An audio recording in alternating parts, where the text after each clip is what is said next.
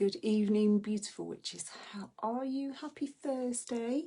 So, this is the first one of my series of live interviews. Interview with a witch. Sorry, Aphrodite's just literally pricked my hand. Ow. So I'm just going to wait for a couple of minutes and see if anybody hops on. Hello, good evening. And we're just going to wait for Elisa to join me as well. So I hope you've had a good day, whatever it is that you've been doing. Let's see if she's there already. Oh, here we go. Right, okay. So I'm going to add to bring. So yeah, I've just sent you an invite. Connecting. Good evening. It's working. Hooray. Can't hear you. How are you? Oh, I can hear you. Awesome. Thank you. How are you? Hello, good evening. Welcome. Oh, I sound like a proper interview. Who used to say that? Hello, good evening and welcome. Was it Russell Harty? Oh, yeah. Thank you so much for agreeing to be interviewed this evening. I'm very excited for you because I know tomorrow's a really, really special day. It certainly is. Yeah, I've ordered your book already. I can't wait to read it. So I have, I've just got a few questions for you. So what I would like to know, and I'm sure what people would like to know, is when were you first aware that you had, well, I guess what we all, you know, we've all got our own journeys and whatever. So when were you first aware of being connected spiritually to, you know, something out of the ordinary? Well, basically, when did I know I was a witch? Yeah, well, I didn't want to say that really, because I mean, it's kind of because we've all been witches before, haven't we? And we've all different lives. I mean, many past that. Yeah. Yes, and I was 2 years old when I first realised it. I remember it very well because I made it rain. Oh, wow. And that's when I knew, and I can do things with the weather. I've always been able to do things with the weather. And from a very, very early age, I remember being so excited because we were going somewhere. You know, as a tiny little 2-year-old, you know, I remember it so clearly. And I didn't want it to rain. I was frightened it was going to rain. And because I was frightened it was going to rain so much, it rained. And I realised as I got older that it was backwards. That if I didn't want the weather to be bad, it was always bad. So that's when I started to realise I could turn it round. And so, you know, if I thought, right, rain tomorrow, it didn't. I could just turn it round the other way. And that's when I started to realise I could control it and change it and do things with it. I've always had premonitions, visions, you know, sort of second sight, I suppose. I can find things. If people will lose something and say, I can't find my wedding ring or something, I just walk up to a box, stick my hand in and come out with it. You know, I can sense where people's things are, and always been the same from a child. I guess I was a weird kid, really. And my dad, he was a Romany descendant, you know. I asked him for some tarot cards when I was just 8 years old, and he bought me some, you know, and let me start reading the tarot cards. My mother, you know, who obviously wasn't Romany, she was Irish. She was a bit sort of, don't know about that, you know, but he was like, no, you know, she'll be fine. And my dad was like me, you know. I think it come through from my dad, you know. He was very nature, always outside, and I'd hear him talking to trees, and you know, if he was going to clip the tree, he'd say, it's all right, I'm not going to hurt you, I'm just taking a couple of these off, you know. And I think, what's he doing, you know? But he would be chatting away to the tree, and yeah, my mum thought he was crazy, but I grew up to be very similar, so I do the same thing now, chat to the trees, you know. Oh, that's great. So it was kind of hereditary. I mean, we have all these different names, don't we, for witches? You know, hereditary, yes, and green and black, white and grey. What would you describe yourself as? I don't know if I like a label really, but what would you? I'm not good at categories. I think it kind of, you know, I mean, I say I was a traditional witch because I'm not Wiccan. You know, I've got nothing against Wiccan, you know, but I'm not a practicing Wiccan. I'm a traditional witch. It comes from within. And I'm eclectic, you know. If there's something I like, I don't you know, I mean, I know cultural appropriation is an issue now, you know, and you're not supposed to use smudging fans, you call them something else and all this business. But I believe we're all connected somehow, tribally. You know, a Native American Indian can dream the same dream that I can, you know, that we're still connected to the land in the same way. And so I learn from different cultures as opposed to, oh no, I can't touch that. So if something works, if something feels right, I'll use it, you know, I'll go with it. I'm shamanic, you know, I do shamanic things as well as witchy things, and sometimes combine the two. You know, I've got cats who are only alive today, you know, through the healings that I've done with a mixture, you know, of sort of traditional witchcraft and shamanism. So, you know, I heal the cats, and anybody who needs me, I'm there, you know. So yeah, that sort of thing. And I don't go in for black and white, you know. I don't think nature's not one or the other. It's everything's a combination, you know. I don't practice dark magic, but in the same vein, you know, I can't say, I mean, when you're messing with life and death, somebody would say that's dark magic, you know. But you know, if I needed to, if for instance, you know, my cat Tommy, when he was very poor, his heart stopped when he was a little kitten, and my energy was like a crash trolley, and I made his heart start beating again. Now somebody would say that's dark magic, you're playing with life and death. My cat's alive, that's all that matters to me, you know. So that kind of thing to me is part of magic, it's part of nature, you know. And I wouldn't say that you know, that makes me a dark magic user. I actually see the very positive side of that, you know. Yeah, and I think, you know, when it's somebody that we love, that we're going to use anything within our power, aren't we, to help them, really. So if you want to call that dark, then, you know, like you say, it's in the eye, isn't it? It's perception, isn't it? Perception. So yeah, so your book then, What Maketh the Witch, how did that come about? Can you tell us a little bit about it without obviously giving away everything, because we want everyone to buy it, and you know, it's on Amazon at the moment, and it comes out tomorrow. It's lots of bookshops online, you know. Well, I was walking around, I suppose, for years with it in my head. I mean, for 15 years of my life I taught English at Lincoln College. I mean, you know, by trade an English teacher, literature, and I've got 2 master's degrees, one in English, one in education. So the ability to study and to write has always, you know, come very naturally to me. And I always sort of used to say to myself, I'm going to write a book one day. I'll write a book on witchcraft one day. One day I'll get round to it, you know. But I had 2 jobs, you know, and I was married, and there's all, you know, ill parents and everything, you know. And then all of a sudden life changes, and you know, parents die, you know, and marriage goes, and things change, and then COVID comes along. So for a year I thought, well, I'm on furlough now, because I still, you know, although I don't work as a teacher anymore, I still work in the nightclub where I've worked since I was 19, and got put on furlough, and all this time.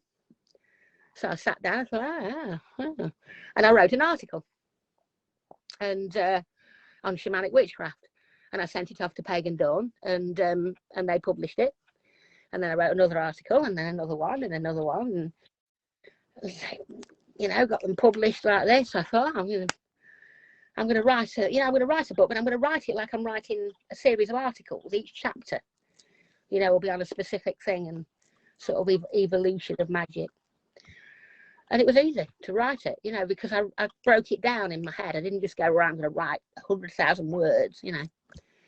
And it just came so easy. And the subject is weird, actually, because my friend Kenny, he's not, you know, he's not a Christian. He's kind of dabbly. He doesn't know too much about paganism, but he's getting into it.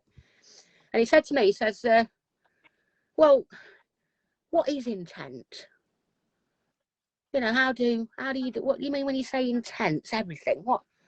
Where does that come from, and what is it really? And I was like, you know, after years of practicing witchcraft, and I couldn't really answer him.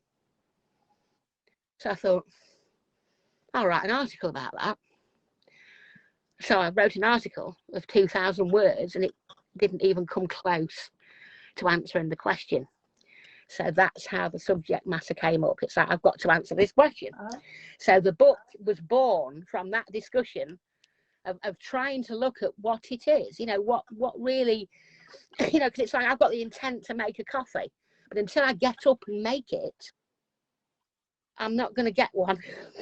You know, it's an intention is one thing, but it's what is it, you know, what comes up through us that can turn that into a reality, you know, and can everybody on the planet do it and they've just forgotten how, and some of us remember, or is it a specific group of people?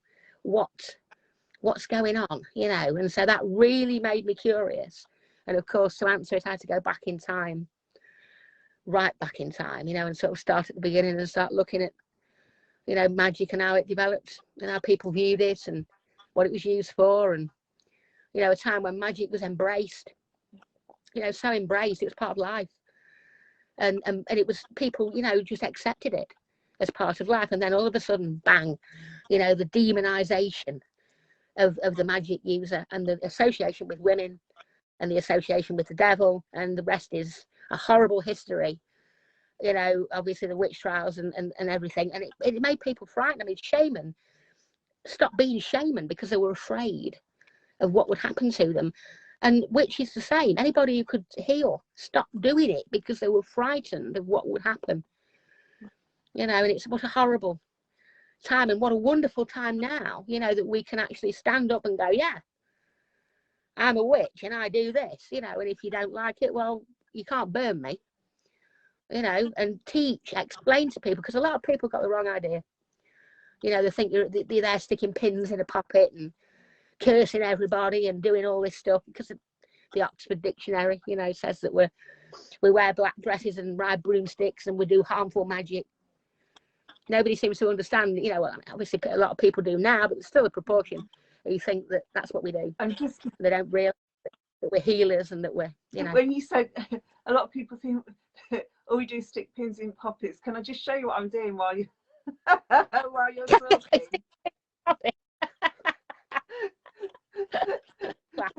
But this is like I'm sticking in my in the solar plexus,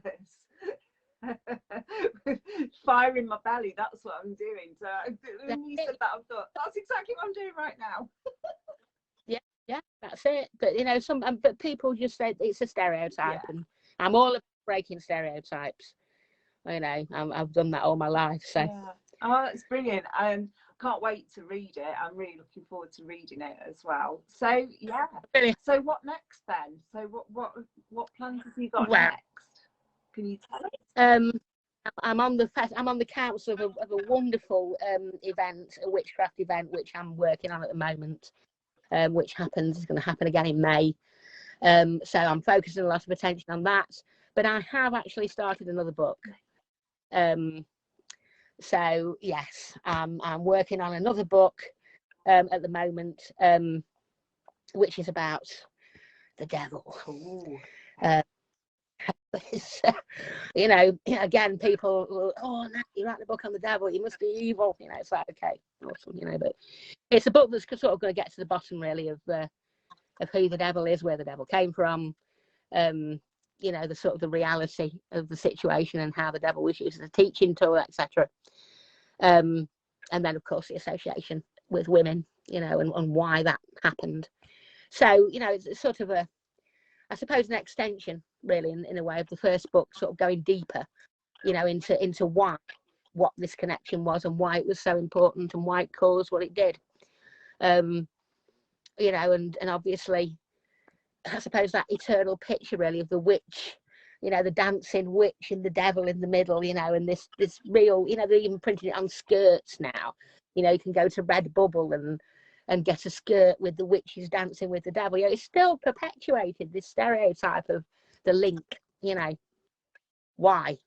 So that's what I'm finding out at the moment. Oh, brilliant. That's really interesting. So sounds like you've got lots and lots of ideas and things that you want to say and get out there into the world, which is brilliant. Oh yeah. So I'm just going to have a look through the comments because I wanted to do a bit of a Q&A after you'd had your little interview. So hold on, let me just have a look. I just saw a question come up there. Hold on, let's see if I can find it. So I'm just going to read the comments. If I'm getting close, that's because I can't, the writing's so small. Oh my goodness. Right, so Lynn says that she finds you absolutely captivating. You could listen to you for hours, just fabulous. And she's going to buy your book. So yeah, I mean, I agree, Lynn. I mean, I could listen to you talk for hours as well. And Faye says exactly the same thing as well. Natalie, there's a lot of info out there. But how do you know what's reliable information? That's quite a good question, isn't it? So, well, I mean, as a researcher, I think, you know, obviously my career, you know, time as a, you know, a student doing a master's degree, you know, enables you to really sort of research and source things properly. I mean, we all know people go on Wikipedia, you know, and the problems with that. But that was dunged out of me, you know, by the you know, the university. You can't do that. You've got to go and get the correct sources. I'm a real stickler, and the book. Anybody who buys the book will see it's every page. You know, it's jammed with sources. Every source is there. You know, where I've got the information from. Some of it actually comes from the Catholic website. You know, I've gone to really strange places to find sources. You know, and when you're sort of quoting from the Catholic websites, you know, and doing that sort of thing, because obviously it challenges Catholicism greatly, the book, because obviously there was the Catholic Church that was responsible for the Spanish Inquisition and the, you know, the witch trials. So it's kind of not pro-Catholic. It's you know, it's challenging that concept. So yeah, I went to source, you know, I went to the Catholic website, you know, and got information, and people trying to condone it, you know, still to this day. Oh, well, you know, well, that, yes, these people weren't nice, you know, even if they weren't witches, they were not nice, you know, they were foreigners, and they were, you know, outcasts and people and criminals. Oh, like it's okay, so it's okay to burn them. Yeah, still this justification. So yeah, quite challenging to Catholicism. So anybody who's Catholic, you know, who reads it, it will be quite a challenge for them, really, because it's quite thought-provoking, you know, to sort of challenge that religion, which I'm not afraid to do. You know, I mean, I think it's just a group of men, you know, who are getting their own way and saying, you know, that how do we know, you know, whose words went into this religion, you know, that, oh, we're speaking God's words, really, you know, is that the case, really? Or are you getting power for yourselves, you know, and getting things how you want them? And that was often the case, you know, with Catholicism. I mean, Thomas de Torquemada, if he was alive now, he would be put away as a sadistic murderer. Yeah. But he was, you know, as a Catholic prior, you know, he was revered, but he's a sadistic, twisted murderer, you know, who burned thousands of people. Yeah, crazy. It's actually, and it's crazy to me that these women are men as well. There were a few men that lost their lives, weren't there, in the witch trials as well? That they haven't been pardoned even to this day. No. It's like Randy, you know, just because a nun saw him and got sexual feelings for him. She said the devil, you know, had visited her and given her these terrible thoughts. They thought she was crazy, but because he was the sort of the priest of Loudun, and the king had given them permission to keep the walls up, you know, it couldn't be taken, that city. When the France started to change, it remained the same. And they said, well, you know, if we get rid of him, we can get the walls down, because he's the one who's got the letter and the king's pardon. The king's dead now, so if we get rid of him, political.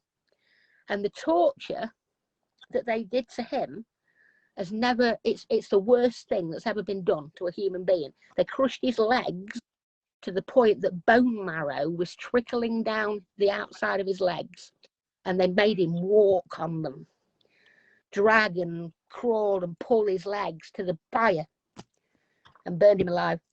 Oh. Absolutely. He was a man of God. Yeah. He was a priest. Awful. But it was political. Yeah, as many things are and still are to this day. Absolutely. So yes, men did suffer too. So Victoria says a very appropriate title. Lisa, I remember some of the films of from the 70s that represented witches dancing around the devil, etc. Yeah. So I mean, yeah, it was that kind of Hollywood myth, wasn't it, as well? And film, isn't it? You know, it's the sort of the evil witch and connections with the devil, and she's going to kill everybody, and this kind of thing. Yeah.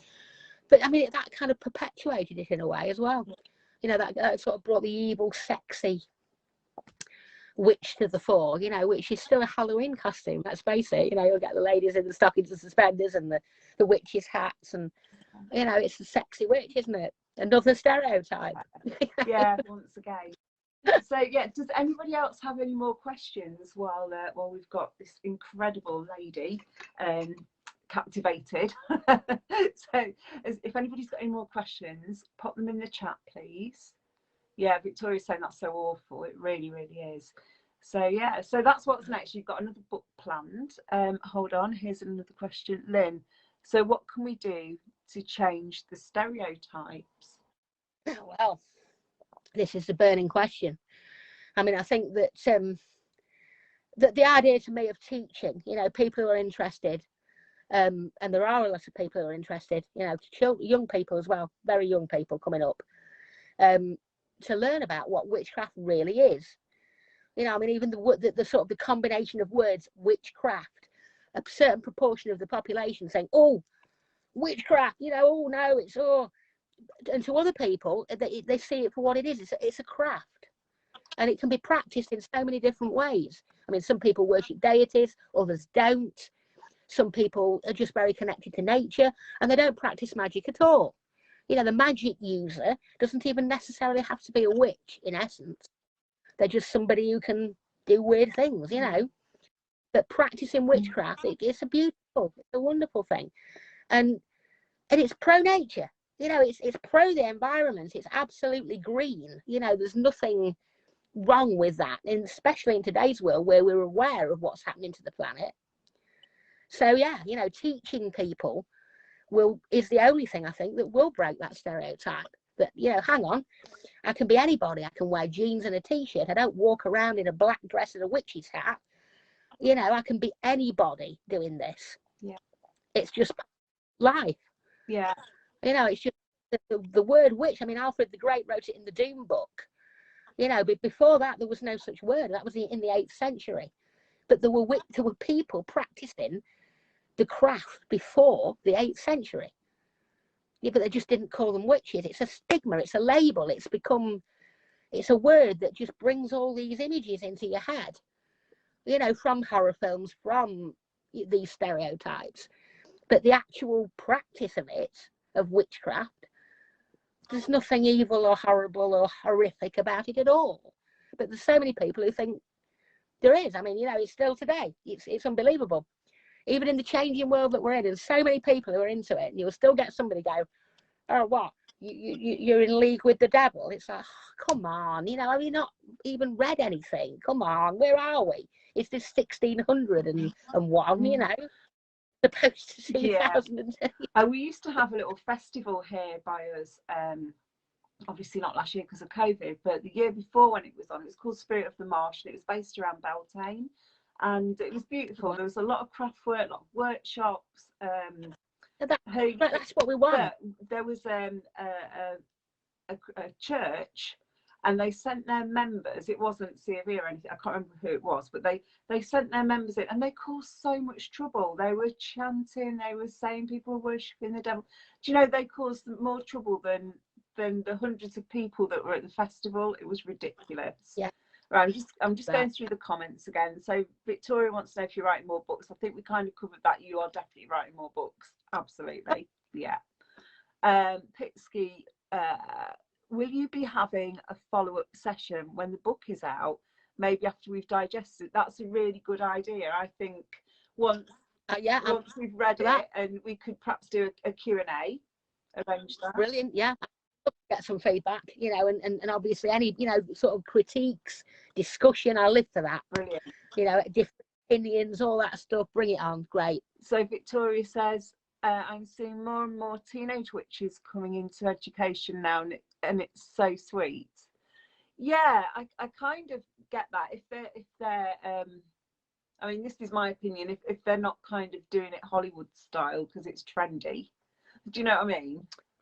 Well, I mean, we've got the TikTok witches who tried to hex the moon, haven't we? And that is mentioned in the book.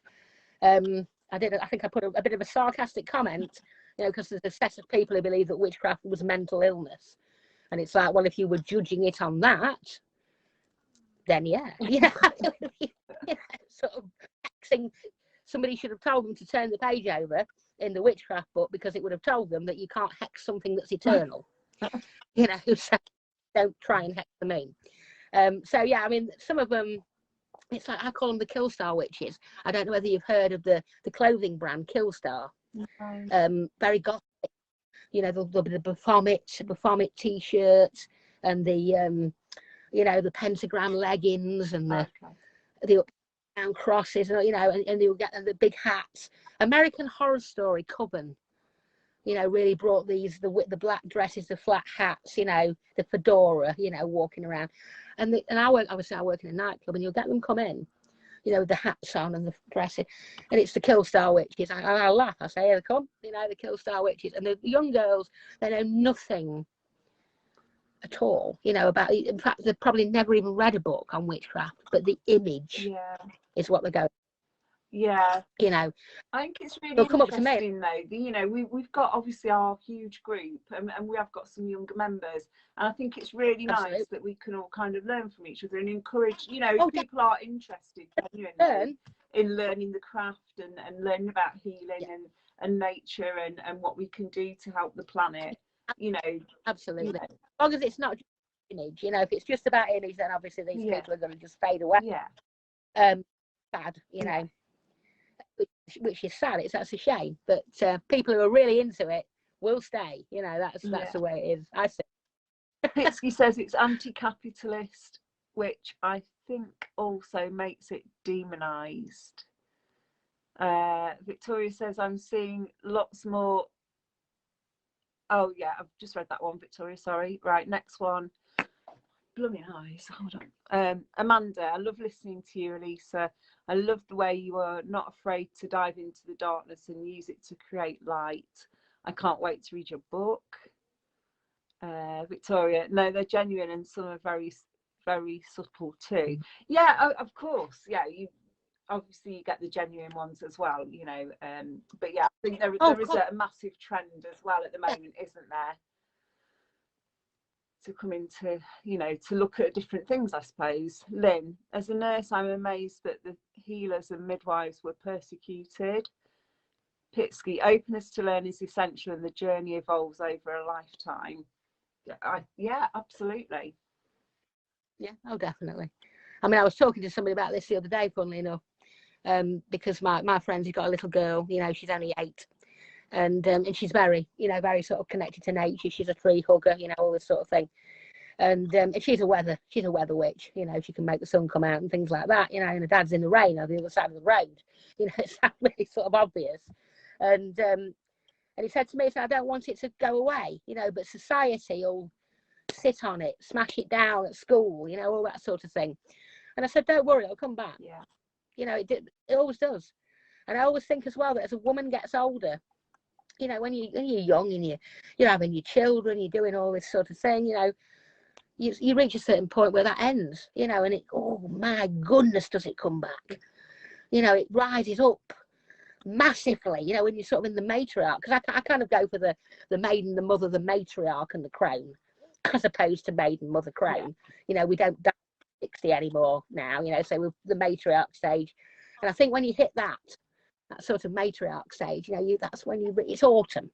You know, it's the autumn. You've got the wise. You know, you've done spring and summer, and you've got the experience and the wisdom, and it surges up. You know, absolutely amazing. You know, so yeah, I think everybody, you know, the young ones coming up, you know, when they think, oh, it's gone away, or it's what, you know, what's changing? Don't worry, it'll surge back up again.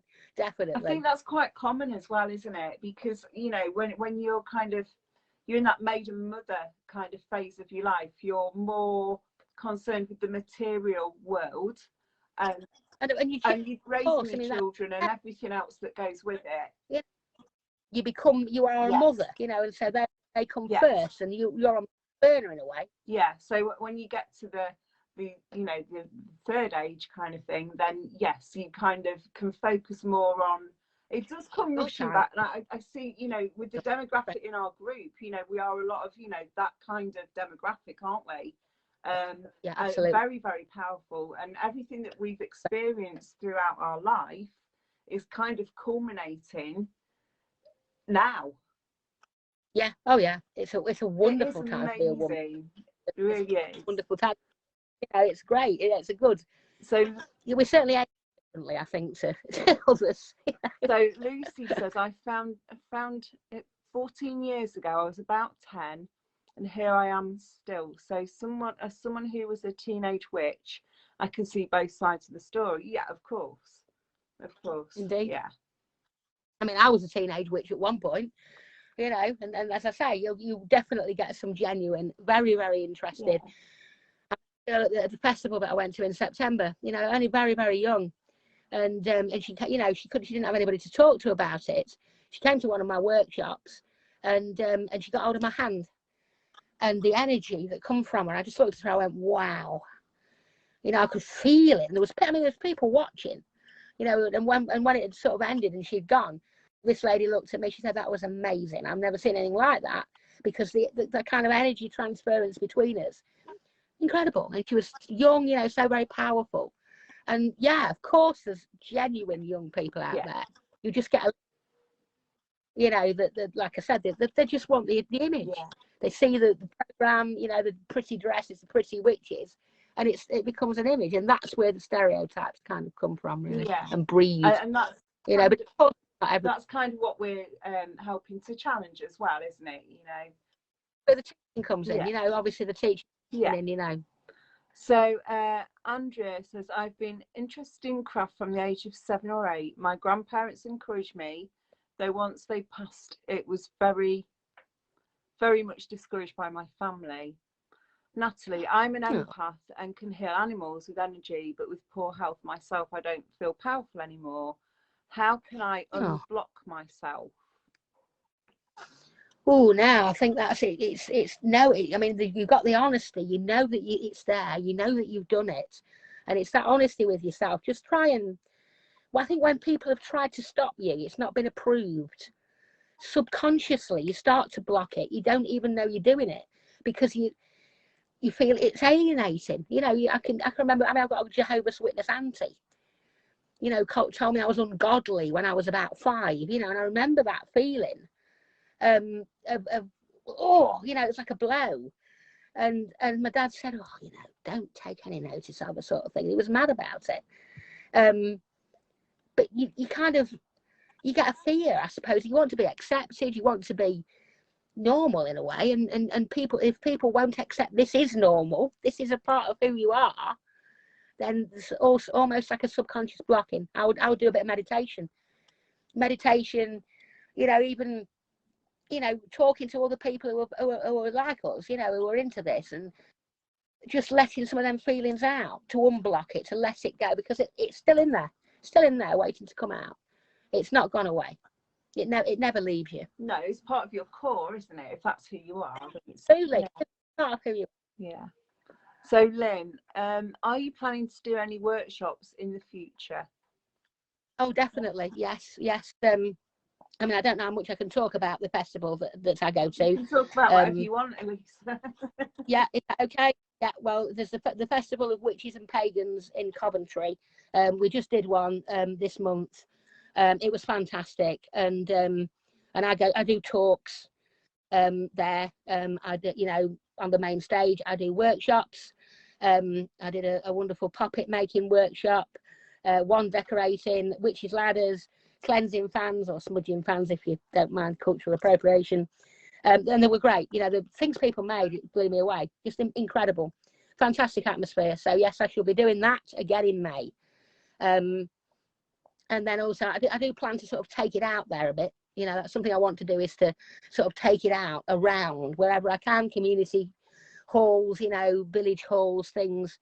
Because I think the more exposure, the more we can take it out and educate and teach people, you know, the more we'll change that stereotype, really. And that's something that I really want to do. Sure. Oh, that's brilliant. Absolutely brilliant. So Lisa's absolutely definitely perpetuated by the media. Yes. Okay. Lucy, what's that in answer to? Sorry, perpetuated by the media. Do you mean the stereotype? I think we're talking about American Horror Yes. Story, the couple theory. Yeah. Oh, you got Jessica Lange there, you know, with a cock in a witch's hat going, who's the baddest witch in town, you know. If that's not perpetuating the stereotype, I don't know what is, you know. For sure. Victoria says, or a tour.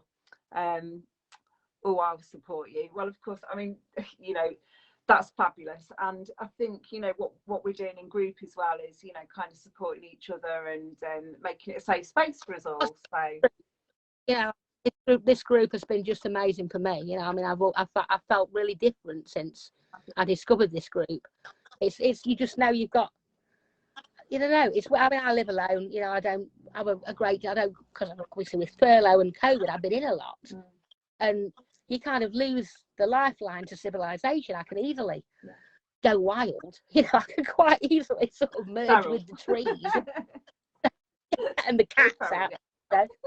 So it's been a nice little lifeline for me. This has been lovely. Yeah. You know, I check out watch a live. You know, and you've done some great talks for us. I really appreciate that. I really do. Alone, you know, it's just wonderful. And you're such a, I mean, you're an icon, aren't you? I mean, you glow. You're always so very. you have. I've been called that before, but thank you. you joyful disposition and way about you, and I always find it very uplifting. Oh, thank you. That's really kind. Oh, Victoria says, oh, can you do a what? A boomser after Elisa? I don't know what you mean, Victoria. Have you done a typo? Have you been auto-corrected? I don't know what you mean. I'm not sure what that is. So yeah, I mean, it's just been absolutely fascinating talking to you as always, and I wish you every luck with your book. It's going to be amazing, and you know, we've got 4,100 and something witches in here, and I think they should all buy one. Oh, Zumba. oh, as in Broom Zumba. Not sure, Victoria. I've been really busy. It's been a time of letting go. I've had to let some things go because my head was too full. So I'll see, but we'll talk about that another day. So, oh yeah, a boomser as in Broom Zumba. Oh dear. Right. Oh, Pitsky's ordered hers as well. So, right, we'll let you go, and thank you so much. Thank you. You know, we do have our YouTube channel. I'll get this uploaded onto there.